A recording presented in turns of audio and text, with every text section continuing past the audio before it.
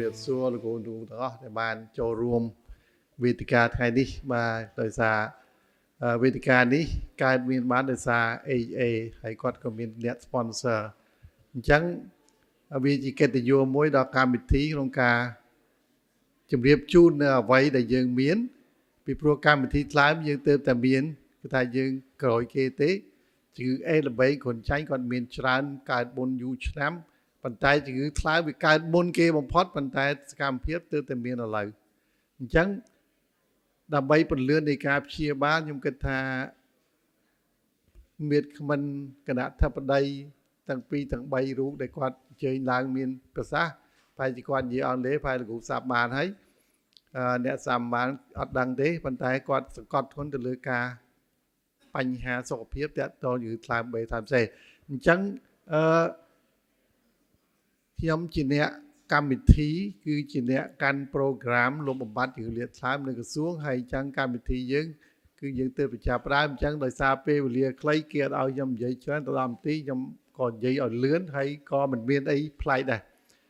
បាទចង់ជំរាបជូនថាលោកគ្រូអ្នកគ្រូអញ្ជើញចូលអាចស្គាល់ខ្ញុំប៉ុន្តែខ្ញុំអត់អាចស្គាល់លោកគ្រូទេមកដើរជួបមកគាត់ស្គាល់ដោយសារលោកគ្រូច្រើនគ្នាបាទ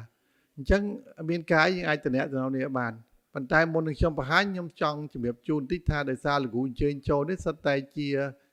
សមាជិករបស់ HA ប៉ុន្តែអ្វីដែលយើងចង់បានពីលោកគ្រូអ្នកគ្រូមកវិញសម្រាប់ខ្ញុំជាកម្មវិធីសហការជាមួយ HA គាត់ជួយដល់កម្មវិធីជាតិជួយទៅដល់រាជរដ្ឋាភិបាលជួយដល់ក្រសួងខាងបាលគឺចង់បានតែមួយមុខឯងអីគេខ្ញុំចង់បានអីខ្ញុំចង់បានរបាយការណ៍ឥឡូវបញ្ហារបាយការណ៍ខ្ញុំនឹងចែកជាមួយក្រុមគាត់ឡើងវិញគឺវានៅបាត់ព័ត៌មានច្រើនជាពិសេសលោកគ្រូព្យាបាលដូចថ្លើមស៊ីហើយធម្មតាគេយើងមានការបញ្ចប់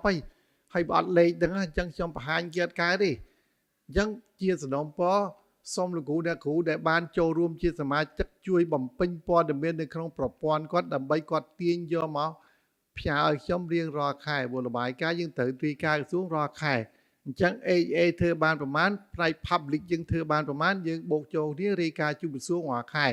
អញ្ចឹងអ្វីដែលចង់បានតែមួយមុខគឺរបាយការណ៍ហើយបើលោកគ្រូធ្វើបានច្រើនប្រមាណហើយបើលោកគ្រូនិយាយថាអូបានច្រើនប៉ុន្តែអត់លេខបង្ហាញគេអត់មានន័យទេក្រសួងអត់ជឿទេអញ្ចឹងក្រសួងត្រូវការលេខថាយើងសហការគ្នាជួយនេះផ្នែក private ជួយបានកម្រិតណាត្រូវការលេខដើម្បីមកបង្ហាញឲ្យគេចាប់អារម្មណ៍ក្នុងការចូលរួមក្នុងការគ្រប់គ្រងជាពិសេសថាដឹកនាំបាទអញ្ចឹងដើម្បីកុំឲ្យខាតពេកខ្ញុំសូមបង្ហាញអំពីការធ្វើបច្ចុប្បន្នភាពរវាងរបស់កម្មវិធីលាតថ្លើមបន្តិចដែលថាយើងបានចាប់ដំណើរការហ្នឹងគឺពី3ឆ្នាំហើយបាទថា3ឆ្នាំថា2024គឺថាចុងឆ្នាំ23គឺ24អញ្ចឹងយើងមុននឹងធ្វើការចាប់ផ្ដើម program យើងមានរៀបចំជាឯកសារហើយមានការផ្សព្វផ្សាយទៅដល់ស្ថាប័នពាក់ព័ន្ធមានទីស្ថាប័នមានអង្គការរាជរដ្ឋាភិបាលមួយចំនួនដែលយើងបានធ្វើការជាមួយគាត់ធ្វើការគ្រប់គ្រងអញ្ចឹងខ្ញុំមិននិយាយច្រើនទេ content ខ្ញុំក៏ដាក់ចោលទេលោកគ្រូអាចមើលខ្លួនឯងយើងនិយាយមួយម៉ាត់ទេនៅក្នុងមួយ content ហ្នឹងគឺខ្ញុំនិយាយតែមួយ slide ទេដោយសារយើងពេលវេលាវាខ្លីអញ្ចឹងគាត់ឲ្យ10នាទីអញ្ចឹងនិយាយលឿនទៅដើម្បីទុកពេលវេលាឲ្យលោកគ្រូសួរព្រោះថ្ងៃនេះវេទិកាយើងចង់ឲ្យលោកគ្រូសួរអំពីអ្វីដែលយើងបានជួបក្នុងការអនុវត្តនៅក្នុងការព្យាបាលអ្នកជំងឺដែលយើងជួបជាក់ស្ដែងនៅនឹង clinic បាទអញ្ចឹងលោកគ្រូមានលោកសាស្ត្រាចារ្យអ៊ំត្រៃចិត្តហើយលោកចនាដុកទ័រចនាដែលគាត់ជាឯកទេសនៅខាងមន្ទីរពេទ្យកាឡាម៉ែតគាត់នឹងជួយផ្ដល់នៅចំណេះដឹងនៅអ្វីដែលយើងមិនទាន់ច្បាស់ហើយអ្វីដែលសំខាន់ស្រាវជ្រាវឯកសារបន្ថែមខ្លួនឯងនោះវាជាការប្រសើរអញ្ចឹងជា global ខ្ញុំនិយាយសរុបតែមួយម៉ាត់ទេគឺថាយើងបានឃើញលេខនឹងជាហោហែហើយគឺថាជាលេខចាស់ទេគឺនៅ2023គឺថាអ្នកដែលបានស្លាប់ជាង1លានទូទាំងសកលលោកក្នុងនោះកម្ពុជាយើងក៏មានរាប់ពាន់ដែរបាទហើយក្នុងនោះក៏បានគេបានបង្ហាញថាឆ្លងថ្មីប្រហែលជាង2លានហើយគេបានចែកសរុបគេថាលេខសរុបគឺវាមានជាង300លានទូទាំងសកលលោកដែល like 8មានមិនដល់100លានទេតែថ្លើមមានជាង300លាននេះជាតួលេខដែលគេរកឃើញផងបើនៅក្រៅនឹងទៀតគឺមានច្រើនជាងហ្នឹងអញ្ចឹងក្នុងចំណោមដែល300លានជាងគឺថ្លើម B វាច្រើនជាក់ស្ដែងខ្ញុំទៅធ្វើតេស្តនៅ ពួកពន្ធនាគារពួកអ្នកជាប់ទោស2000នាក់ខ្ញុំឃើញថ្លើម3ហ្នឹងជិត200អាសេហ្នឹងមាន2 3នាក់អីអញ្ចឹងវាតិចប៉ុន្តែក៏វាស្លាប់ដូចគ្នាអញ្ចឹងផែនការរបស់ WHO ខាងលោកសាស្ត្រាគាត់បានលើកដែរគឺថាវានៅក្នុង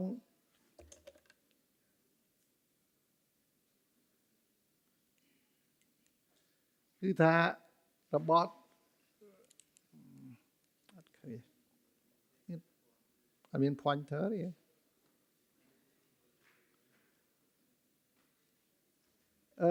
ផែនការ W គាត់ចង់ឲ្យយើងធ្វើ diagnostic នេះបាន 90% អញ្ចឹងរាល់ថ្ងៃអត់បានទេតិចបំផុតទេបាទហើយធ្វើម៉េច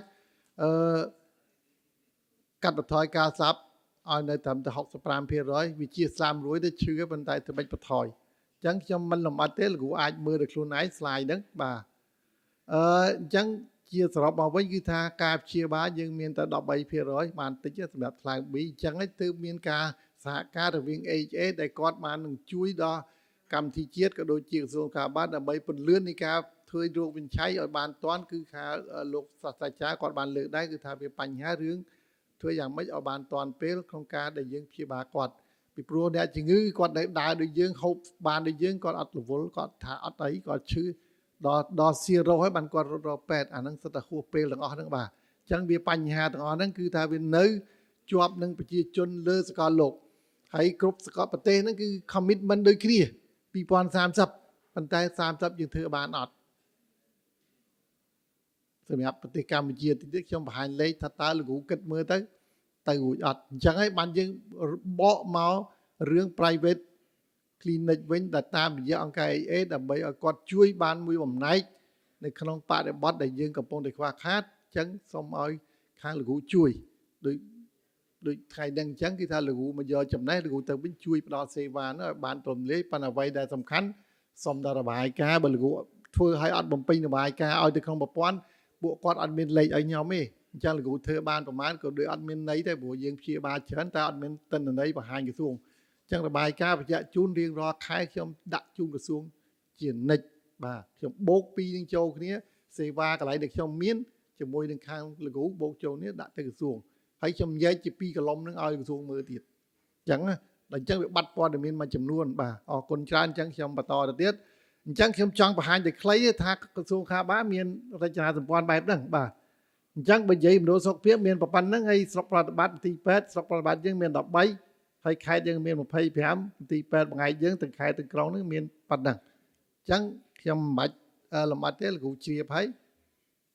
អញ្ចឹងអ្វីដែលខ្ញុំចង់បង្ហាញថានេះជា guideline ជាផែនការយុទ្ធសាស្ត្រយើងមាន3ក្បាលហ្នឹងគឺបានធ្វើតាំងពីឆ្នាំ2019ម្ដងហើយប៉ុន្តែឥឡូវយើងធ្វើបច្ចុប្បន្នភាពទាំង3ហ្នឹងបាទហើយឯកសារហ្នឹងកំពុងតែនៅដល់ដៃរដ្ឋកន្លែងខុទ្ទកាល័យដើម្បីគាត់ផ្ទៀងផ្ទាត់នៅមើល preface មួយសម្រាប់អាដាមសាស្ត្រាចារ្យគាត់សញ្ញេនោះគាត់ចុះហត្ថលេខាអញ្ចឹងគេនៅផ្ទៀងផ្ទាត់ហ្នឹងបាទនៅខ្វះនេះខ្វះនោះត្រូវផ្ទៀងផ្ទាត់មើលចុះឡើងកាយចុះកាយឡើងហ្នឹង3ខែជាងហើយអញ្ចឹងឥឡូវចេញដំណំរួចពីអគ្គទៅដល់ឥឡូវខុទ្ទកាល័យអញ្ចឹងគាត់នឹងដាក់ជូនហើយព្រឹកមិញគាត់ទាស្អីនៅគេហៅថាស្អីគេទាស្អីរបៀបថាទៅសេបញ្យលឲ្យគេរដ្ឋលេខាធិការមួយចំនួនដែលពាក់ព័ន្ធនឹងមុននឹងគ្រីសនៅលើមុខកន្លែងអាដាមសាស្ត្រាចារ្យរដ្ឋសញ្ញាហ្នឹងគេត្រូវការជំនួយស្មារតីបាទឯកសារជំនួយស្មារតីថាចង់និយាយពីអីធ្វើអីអញ្ចឹងណាអញ្ចឹងគេឲ្យយើងសរសេរហ្នឹងទៀតអញ្ចឹងខ្ញុំទៅសេ2ថ្ងៃឯងទៅបាញ់ឲ្យគេប្រហែលមិនដឹងមិនទេតលទៅព្រីនឲ្យគេទៀតក៏មិនដឹងដែរអញ្ចឹងវានៅជាប់កន្លែងហ្នឹងអញ្ចឹងឯកសារទាំង3នេះយើងទី1តកតនឹង guideline បាទ guideline អាពីរខាងនេះគឺថាយើងបាន ready ហើយដោយមានខាងក្រមគ្រូពេទ្យឯកទេសហើយអ្នកជំនាញពី WHO ពីខាងបារាំងពីខាងឆៃហើយជាមួយនឹងអង្គការ NGO នៅក្នុងស្រុកហើយជាមួយជាពិសេសខាងមន្ទីរពេទ្យជាតិយើងដែលមានប្រកបសមៈមានពេទ្យកាឡាម៉ែតមានពេទ្យលោកសង្ឃសំទោសពេទ្យសូវៀតហើយកុមារជាតិហ្នឹងគឺចូលរួមក្នុងការមើលខ្លឹមសារអត្ថន័យហើយយើងធ្វើយ៉ាងម៉េច guideline ហ្នឹងឲ្យវាងាយស្រួលបន្តិចក្នុងការផ្ដល់សេវាបើយើងដាក់រៀងថាគេហៅថាដោយការពីយើងរៀនណាអាហ្នឹងវាតឹងទៅរួចទេ អត់បានទេអ្នកជំងឺទៅអត់ថ្នាំចូលឡើងមហារីកងាប់ទាំងអស់អញ្ចឹងយើងទៅសេវាឲ្យងាយស្រួលហើយយើងយកទៅអនុវត្តអញ្ចឹងនៅពេលដែលបានថាតលេខាខ្ញុំនឹងផ្ដល់ចែកជូនដើម្បីយកទៅអនុវត្តតាមនឹងហើយបើមានចំណុចណាដែលមិននៅមានចន្លោះផោនៅក្នុងនឹងទៀតអាចជំរាបសួរលោកគ្រូអញ្ជើញនៅអង្គុយខាងមុខនេះហ្មងអញ្ចឹងសួរគាត់ថាយើងធ្វើយ៉ាងម៉េចបើ case by case ប៉ុន្តែវាជាទូទៅយើងត្រូវផ្ដល់សេវានឹងឲ្យបានតាន់ពេលមានន័យថារយឃើញលឿនយើងព្យាបាលប៉ុន្តែអ្វីដែលបញ្ហាគឺតែពីរទេទី1គឺប្រជាជនដោយគាត់ចាប់ផ្ដើមសិក្សាគាត់ចាប់ផ្ដើមរឿងអាវ៉ាន់នេះគឺគាត់នៅតែប្រជាជនយើងមិនដឹងហើយគាត់មិនចាប់អារម្មណ៍ថានឹងវាជាជំងឺមួយដែលធ្វើឲ្យគាត់ស្លាប់បាននៅតែជាបញ្ហាអញ្ចឹងការផ្សព្វផ្សាយអត់មានសោះម្ដងម៉ោងនេះសំបីតែ$1ក៏អត់មានដែរអញ្ចឹងតែតាម social media ខ្ញុំអត់ហ៊ានផ្សាយដោយសារសេវាយើងវាទូចអញ្ចឹងសង្ខេបមកវិញហើយតកតទៅផែនការយុទ្ធសាស្ត្រយើងនឹងបញ្ចប់នៅថ្ងៃស្អែកសុំទោសខាន់ស្អែកគឺថ្ងៃច័ន្ទយើងនឹងអញ្ជើញគ្រូពេទ្យអញ្ជើញស្ថាប័នពាក់ព័ន្ធមានពីស្ថាប័នមានគ្រូពេទ្យវិជ្ជាបណ្ឌិតមានផ្នែកយុគឋានពាក់ព័ន្ធកម្មវិធីចូលរួមដើម្បីពិនិត្យមើលផ្ទៀងផ្ទាត់បញ្ចប់ហើយយើងនឹងបញ្ចប់ដូចគ្នាអញ្ចឹងឯកសារ3យើងនឹងធ្វើឲ្យចេញនៅក្នុងឆ្នាំ2025ហ្នឹងដើម្បីយកទៅរៀបចំជាផែនការសម្រាប់អនុវត្តនៅតាមមូលដ្ឋានអញ្ចឹងខ្ញុំក៏សង្ខេបមកវិញទេថាក្រសួងខាងបានខ្ញុំបានបង្ហាញមិញហើយគឺយើងមានលេខបញ្ជួរហ្នឹងគឺថាគឺលេខបញ្ជួរហ្នឹងជាអ្វីដែលយើងមានបាទអ្វីដែលយើងធ្វើបាននេះនៅម្ខាងនេះបាទប៉ុណ្ណឹងមណ្ឌលសុខភាពទៅបានប៉ុណ្ណឹងដែលក្រោម10,000ជាងមិនទាន់បានទៅបានប៉ុណ្ណឹងហើយស្រុកប្រតិបត្តិទីពេទ្យអីប៉ុណ្ណឹងបាទអញ្ចឹងទៅទៀតកុំឲ្យម៉ោងគាត់ឲ្យខ្ញុំដល់នាទីនិយាយលើម៉ោងគាត់នេះក៏បង្ហាញសង្ខេបវិញថាបញ្ហាដែលយើងមាននៅស្រុកខ្មែរយើងមានប៉ុណ្ណឹងបាទធ្វើរោគវិឆ័យបាន 2% ហើយផ្សេងនឹងព្យាបាលបានប៉ុណ្ណឹងហើយស្អីចឹងទៅមើលខ្លួនឯងហ្មងទៅកុំឲ្យខាតពេលអញ្ចឹងយើងនិយាយស្រាប់មកវិញថាយើងប៉ាន់ស្មានប្រហែលជាប៉ុណ្ណឹងតាមរយៈរបាយការណ៍ WHO គឺថាប្រហែលជិតកន្លះលានសម្រាប់ថ្លើម B ហើយថ្លើម C ហ្នឹងជិត20,000អញ្ចឹងបូកចូលគ្នាជិត1លានដែរហើយស្លាប់ប្រហែលជាប៉ុណ្ណឹងនេះលេខកំហល់យើងស្លាប់ហ្នឹងអា B ស្លាប់ប៉ុណ្ណឹង C ស្លាប់ប៉ុណ្ណឹងក្នុងមួយឆ្នាំតាមរបាយការណ៍ WHO ដែលគេបង្ហាញអញ្ចឹងវាមានច្រើនទាក់ទងនឹង liver cancer ហើយខាងនៅអាស៊ានលើគេនឹងមាន committee មួយគេចង់ធ្វើ research ប៉ុន្តែខ្ញុំអត់ដឹងគេធ្វើបានកម្រិតណាទេហើយព្រោះពីម្សិលមួយថ្ងៃនេះគេហៅប្រជុំតាម Zoom មួយគេនិយាយថាស្រុកគេមានតិនដីភាគច្រើនគឺ liver cancer ហ្នឹងមកពី hepatitis B និង C ហ្នឹងវាជាមូលហេតុហើយស្រុកខ្មែរក៏យើងឃើញមានលេខហ្នឹងច្រើនដែរតាមរយៈនៅពេទ្យកាឡាម៉ែតបាទអញ្ចឹងខ្ញុំក៏សង្ខេបប៉ុណ្្នឹងទេនេះជាអ្វីដែលលទ្ធផលដែលយើងទទួលបានចំនួននិយាយពីចំនួនហ្មងអញ្ចឹងនេះខ្ញុំដាក់ AA មកជាហៀងខាង public យើងមកជាហៀងបាន 90,000 330,000រយៈពេលប៉ុណ្្នឹងតែឥឡូវវាអាចដល់ជិត 90,000 នេះតែលេខនេះលេខ6ខ្ញុំអត់មានពេលសរុបអា9ខែអញ្ចឹងខ្ញុំដាក់លេខចាស់មកទៅហើយបង្ហាញចូលនេះ AA ក៏អញ្ចឹងដែរអញ្ចឹងជាទូទៅចំនួនដែលយើងធ្វើទៅបាន 5-10,000 នេះហើយចុះប្រជាជនយើងមាន 5-10 លានលោកគ្រូសម័យមើលទៅប៉ុន្តែខ្ញុំគិតថាលេខនេះវាបាត់មួយចំនួនដែលខ្ញុំកំពុងតែនិយាយហ្នឹងដោយសាររបាយការណ៍លោកគ្រូតេស្តបានច្រើនមិនបានវាយចូលទៅអត់ទិន្នន័យខ្ញុំក៏ដាក់តាមហ្នឹងទៅហើយរបាយការណ៍ផ្នែកសាធារណៈផ្នែកសុខាភិបាលយើងក៏វាបាត់ដែរដោយសារគាត់ធ្វើតេស្តច្រើនក៏អត់រាយការណ៍នៅក្នុងមន្ទីរពេទ្យក៏បាត់ចឹងទៀតទៅប៉ុន្តែលេខហ្នឹងគឺយើងថាយកជាផ្លូវការប៉ុណ្ណឹងរបាយការណ៍មានប៉ុណ្ណឹងខ្ញុំបលឹះវាមិនកើតអញ្ចឹងចង់មានជូនអញ្ចឹងបើនិយាយសរុបតាមលេខដែលខ្ញុំមានប៉ុណ្ណឹងហើយយើងព្យាបាលថ្លើម C ហ្នឹងទៅបានប៉ុណ្ណឹងនេះបាទ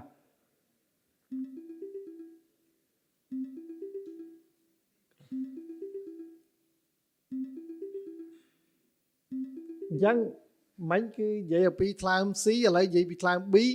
បាទថ្លើម B គឺថាយើងបានប៉ុណ្ណឹងដែរសរុបទៅវាខ្ទង់ប្រហែលជា 4-5-10,000 ដូចគ្នាទេប្រហែលលេខគ្នា B ហ្នឹងដោយសារវាយឺតតិចដោយសារវាការចាប់ផ្ដើម screen ថ្លើម C វាតេស្តហ្នឹងវាមកភាសាអាក្រុមហ៊ុនដឹកមកវាខូចអស់ប្រហែល 4-10,000 ហ្នឹងខ្ញុំអត់យកអញ្ចឹងវាបោះចោលទៅវាដឹកមកវិញវាត្រូវការ 3-4 ខែអញ្ចឹងមកវាយឺតតិចប៉ុន្តែឆ្នាំនេះឃើញតែបានច្រើនប៉ុន្តែយើងគ្រូគិតមើលឃើញថា positive មាន 8% បាទ C មិញ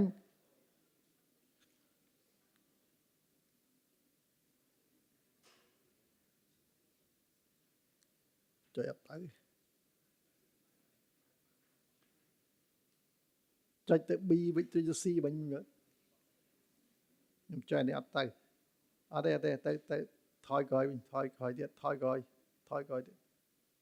បាទC នេះគឺមានតែ 4% នេះសរុបទាំង AHA ទាំងខាងខ្ញុំប្រហែលជាសរុបចូលនេះទៅប្រហែលជាប៉ុណ្្នឹងទេ 4-3% ហ្នឹងទេហើយខាងសរុបចូល total ទៅវាប៉ុណ្្នឹងហើយយើងក៏រកឃើញប៉ុណ្្នឹងដែរប្រហែលនេះទៅលេខហ្នឹង 3% 4% ហ្នឹងស្រៀងគ្នាទេអញ្ចឹងវាសរុបទៅទូទាំង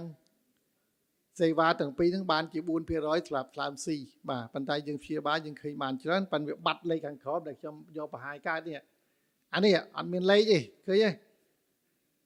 ទាំងខ្ញុំទាំងខាង AJ ហ្នឹងវាមិនវែងដូចគ្នាអត់មានលេខធម្មតាព្យាបាលវិធីការបញ្ចប់ហើយបើគ្រូអត់បញ្ចប់គេថាយើងអត់ complete treatment គឺអត់ជោគជ័យអូខេអញ្ចឹងសុំទៅមួយ slide ទៀតចុចអត់ទៅទេ slide ណាចុចថែមចុចទៅមួយ slide ទៀតអូខេអត់ទេលឹះហើយថយក្រោយមួយវិញមួយទៀតថយក្រោយបាទ B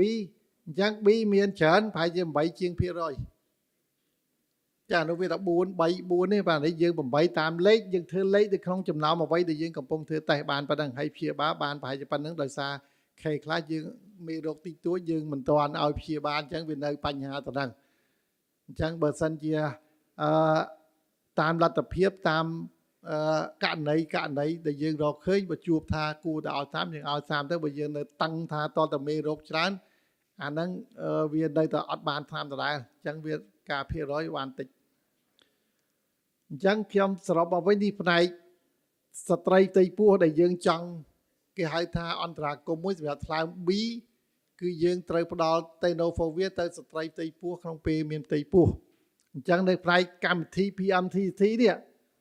គឺថាគាត់ target គាត់ជាង 30,000 ក្នុងមួយឆ្នាំគាត់តេស្តបានតែ 50,000 ដូចគ្នាដោយសារអត់មានតេស្តដូចគ្នាទេអញ្ចឹងគាត់បានឲ្យថ្នាំតែប្រហែលអ្នកនេះឃើញតែ120អ្នកឯងមួយឆ្នាំដោយសារគាត់សេវាគាត់មាននៅរាជធានីភ្នំពេញវាអត់ថ្នាំហើយទៅកន្លែងខ្ញុំមានទិន្នន័យប៉ុន្តែវាលេខហ្នឹងវានៅរដ្ឋរាយចាប់ចូលនេះអត់ទាន់បានអញ្ចឹងក៏តំបន់ដែលខ្ញុំធ្វើសេវាក៏មានដែរព្រោះខ្ញុំជំរុញឲ្យគាត់ធ្វើតេស្តថ្លើមបេទៅដល់ស្ត្រីផ្ទៃពោះហើយក៏មានលេខបញ្ចំនួនដែរតើតរកពេលអង្គុយបោកចូលគ្នាប៉ុន្តែសម្រាប់ដល់ខាង PMT គាត់បានតែប៉ុណ្្នឹងប៉ុន្តែអ្វីដែលគាត់បានមួយជ្រុងទៀតគឺគាត់បានចាក់វ៉ាក់សាំងអញ្ចឹងវ៉ាក់សាំងគាត់សម្រាប់កម្មវិធីជាតិយើងបានច្រើនល្អសម្រាប់នៅអាស៊ីយើងល្អជាងគេប៉ុន្តែខ្ញុំមិនបង្ហាញទេអញ្ចឹងខ្ញុំក៏ទាអារម្មណ៍ទេថាខ្ញុំបង្ហាញទិន្នន័យថា B វាច្រើននេះគឺថាខ្ញុំធ្វើ2គុក2ពន្ធនាគារនៅខេត្ត2ហ្នឹងគឺខ្ញុំតេស្តប៉ុណ្ណឹងខ្ញុំឃើញប៉ុណ្ណឹងហើយខ្ញុំគិតភាគរយប៉ុណ្ណឹងអានេះខ្ញុំតេស្តប៉ុណ្ណឹងខ្ញុំឃើញប៉ុណ្ណឹងអញ្ចឹងវាប៉ុណ្ណឹងអញ្ចឹងអា B វាច្រើនអា C ហ្នឹងវាតិចទេឃើញទេ C វាតិចទេខ្ញុំតេស្តជាង 5,000 នាក់មានតែ8នាក់ឯនេះតែ positive អញ្ចឹងណាអញ្ចឹងវាអត់សូវមានទេប៉ុន្តែខ្ញុំឃើញនៅតាមជនបទមានច្រើន C តែទីអារម្មណ៍ថាការដែលយើងរកគាត់ដើម្បីយកមកព្យាបាលគឺវានៅមានបញ្ហានេះអ្វីដែលខ្ញុំចង់បង្ហាញលោកគ្រូគឺសរុបមកវិញដោយសារពេលវេលាខ្លីតេស្តដែលខ្ញុំទិញបានមានតែប៉ុណ្្នឹងឯងមួយឆ្នាំ1លានខ្ញុំទិញបានប៉ុណ្្នឹងនោះខ្ញុំដាក់លុយ1លានអានេះវាចុចអត់ឃើញនេះ1លានអញ្ចឹង1លានមួយឆ្នាំ1លានខ្ញុំបាន5លាន3លានហើយខ្ញុំទិញបានប៉ុណ្្នឹងឆ្នាំខ្ញុំទិញបានប៉ុណ្្នឹងក៏តេស្តសម្រាប់មើល viral បានប៉ុណ្្នឹងតេស្តសម្រាប់មើល rapid មានប៉ុណ្្នឹងមួយមុខប៉ុណ្្នឹង B ប៉ុណ្្នឹង C ប៉ុណ្្នឹង candidate ប៉ុណ្្នឹងហើយឆ្នាំមានប៉ុណ្្នឹងគឺកំប៉ុងតែនៅ2025ខ្ញុំទិញអានេះច្រើនដោយសារជំងឺឥឡូវវាច្រើនព្រោះលេខហ្នឹងវាបូកគាត់លេបរហូតដល់អញ្ចឹង B ខ្ញុំទិញឡើងដល់6 10ម៉ឺនខ្ញុំបន្ថយអានេះមកវិញខ្ញុំទិញតែប៉ុណ្្នឹងឯងព្រោះអានេះនៅសល់ដោយសារអត់មណ្ឌលសុខភាពក៏អត់ទៅតេស្តអញ្ចឹងវាអត់រត់ឃើញវិជ្ជមានអញ្ចឹងអត់មានអីព្យាបាលទេអញ្ចឹងវាបញ្ហាអញ្ចឹងខ្ញុំបន្ថយអញ្ចឹងពីនេះខ្ញុំទិញ10000ឥឡូវទៅឆ្នាំនេះខ្ញុំទិញតែប៉ុណ្្នឹងឯងហើយវ៉ាន់ហ្នឹងវានឹងបោនៅចុងឆ្នាំ2026អញ្ចឹងចង់សរុបមកវិញបើយើងសរុបចំនួនតែប្រហែល30ម៉ឺននេះហើយតែបានជាង20ម៉ឺននេះទាំង2ឆ្នាំ3ឆ្នាំហ្នឹងអញ្ចឹងវានៅឆ្ងាយបើធៀបទៅប្រជាជនយើង13លានបាទអញ្ចឹងអ្វីដែលយើងបានមួយ slide ទៀតចប់ហើយអ្វីដែលយើងជាបទពិសោធន៍ដែលយើងបានសិក្សាមកគឺថាក្រសួងគាត់បាន commitment ក្នុងការជួយទៅដល់សេវាយើងហើយយើងបានរៀបចំជា policy ជាគោលនយោបាយអីចឹងជា NSP ជា guideline សម្រាប់ព្យាបាលហើយយើងបានរួមបញ្ចូលในការធ្វើរូបវិនិច្ឆ័យតាមរយៈ Gene Expert ដោយសារយើងក៏អត់មានដែរគឺខ្ចីម៉ាស៊ីន Gene Expert របស់ល្បែងដែលឧបត្ថម្ភដោយ Global Fund យើងដាក់តែ credit យើងចូលទៅយើងដូរតែ program ទៅវា run បាននៅចំនួន viral load test ដែលរាប់មេរោគនៅតាមស្រុកប្រតិបត្តិដែលមានទាំងអស់ទូទាំងប្រទេសអញ្ចឹងកន្លែងណាយើងមានគឺយើងសហការជាមួយខាងល្បែងដើម្បីធ្វើរោគវិនិច្ឆ័យមេរោគអញ្ចឹងយើងតែប៉ុណ្្នឹងទេហើយយើងមានសហការជាមួយ private ដូចជា AA ហ្នឹងហើយជាមួយនឹង stakeholder មួយចំនួនដូចជា NGO ដូចជា CRS ដើម្បីគាត់ជួយទាំងការពន្លឿនក្នុងការធ្វើសកម្មភាពអញ្ចឹងបញ្ហាយើងគឺអត់លុយនិយាយសរុបមកវិញបាទគឺថាយើងមានកម្រិតណាស់អត់មានហ្មងនិយាយទៅអញ្ចឹងលោកគ្រូដឹងហើយយើងធ្វើ15 OD លើ103បានទៅ13%ហ្នឹងអញ្ចឹងបានជាបែកត្រឡប់មកខាងលោកគ្រូអ្នកគ្រូដែលនៅតាមខេត្តទាំងអស់ចូលរួមជួយបាទបញ្ជួយនៅបាត់លេខខ្ញុំហ្នឹងវាមិនដឹងនិយាយថាម៉េចតលោកគ្រូជួយសុំមកជួយម្ដងទៀតថាជួយបំពេញរបាយការណ៍ឲ្យបានពេញលេញមកដើម្បីយើងយកលេខឲ្យវាសម្រាប់បង្ហាញទៅមិនមែនតែបង្ហាញទៅក្រសួងនេះខ្ញុំបង្ហាញទៅដល់ global បង្ហាញទៅដល់សកលលោកខ្ញុំទៅ conference ទៅជាមួយគេនៅកូរ៉េទៅមកទៅអដែងដល់អដែងនៅស្រីណែវអញ្ចឹងទៅយើងបង្ហាញតាមហ្នឹងទៅបើយើងមានលេខតែប៉ុណ្្នឹងបាទអញ្ចឹងវាចំណុចទី3គេថាយើងអត់មានគេចំណុចទី3គេថាយើងចង់បរិច្ចតែបរិច្ចវាមិនរួចកាលណាបរិច្ចតលបរៀនលោកគ្រូបរៀនគ្រូពេទ្យបរៀនទីវិសោធន៍បរៀនណាស់បរៀនឡាបឲ្យគាត់ចេះហើយអត់លុយបរិច្ចវិញចាញ់ទី1វាអត់លុយបរៀនអ្នកមន្ត្រីយើងទី2វាអាសម្ភារៈយើងមានតិចដាក់ទៅតាមផ្លែតអស់អញ្ចឹងវានៅតែជាបញ្ហាមុខបញ្ហាក្រោយទាំងអស់បាទហើយបញ្ហាទិន្នន័យនេះគឺជារឿងដែលពិបាកជាពិបាកមែនតើឥឡូវយើងអត់ឲ្យប្រើ Excel sheet ទេហើយដាក់ទៅក្នុង Google ឲ្យគាត់ពេញឲ្យយើងទៅគាត់ពេញខុសត្រូវយើងមើលកែតាមហ្នឹងទៅបាទអញ្ចឹងចំនួនអ្នកដែលគ្រប់គ្រងគឺថាយើងអត់មានកម្មវិធីថ្លើមអ្នក partner ស្រុកខ្មែរមានច្រើន WO ហ្នឹងឥឡូវលែងមានលុយហើយនៅសល់ ADB World Bank អីទៀតក៏លុយគម្រោងជាច្រើន Global Fund គេអត់ជួយអត់ដឹងធ្វើម៉េចចឹងណាគេជួយយើងធ្វើតាមលទ្ធភាពដែលយើងមានលុយរត់មានប្រមាណយើងធ្វើប៉ុណ្្នឹងទៅបាទហើយចុងក្រោយលេខ6ហ្នឹងគឺ Law Community Awareness ហ្នឹងដូចគាត់លោកសាស្ត្រាចារ្យគាត់បានលើកគឺថាសំខាន់អាហ្នឹងមុនគេប៉ុន្តែអត់មានយើងធ្វើម៉េចផ្សព្វផ្សាយកើតផ្សព្វផ្សាយត្រូវការលុយដាក់ទៅក្នុងmedia យើងត្រូវការអញ្ចឹងដូចជាអស់ហើយមួយទៀតគឺមួយថ្លៃចុងក្រោយព្រោះម៉ោងដល់ហើយ scaling up គឺថាយើងចង់បរិច្ចប៉ុន្តែតើមានលទ្ធភាពដែរបាទអញ្ចឹងខ្ញុំដូចជាមិនអានទេបាទលោកគ្រូអាចមើលទៅខ្លួនឯងចប់ចុងក្រោយអាហ្នឹង slide ចុងក្រោយអញ្ចឹងយើងត្រូវការ stakeholder ជួយក្នុងការគ្រប់គ្រងបន្ថែមបាទអញ្ចឹងឲ្យបានសូមឲ្យលោកគ្រូដែលអញ្ជើញមកនេះគឺថាមានចំណេះឲ្យជួយទៅមុខឯគឺរបាយការណ៍អត់របាយការណ៍យើងខ្មែរយើងបកកែអនុវត្តប៉ុន្តែអត់បកកែធ្វើរបាយការណ៍នេះជាចំណុចខ្សោយយើងអត់ដឹងថាម៉េចបាទអញ្ចឹងយើងមានដៃគូប្រមាណយើងសហការនេះទៅនៅតាមកន្លែងធ្វើការងារដើម្បីលុបបំបាត់ព្រោះវាជាបន្ទុកដ៏ធន់សម្រាប់ប្រទេសនីមួយបាទសម្រាប់ប្រទេសនីមួយដែលយើង commitment ថាយើងចង់លុបប៉ុន្តែលុបតើយើងមានលទ្ធភាពគេចាយ billion នៅអាមេរិកនៅតៃវ៉ាន់គេចាយដល់ billion ណាមិនមែនតែ million ទេឯងរត់តែ million អត់មានអីធ្វើបានជោគជ័យអូខេអញ្ចឹងខ្ញុំបញ្ចប់ដំណឹងអរគុណច្រើនហើយទុកវេទិកាដើម្បីសួរ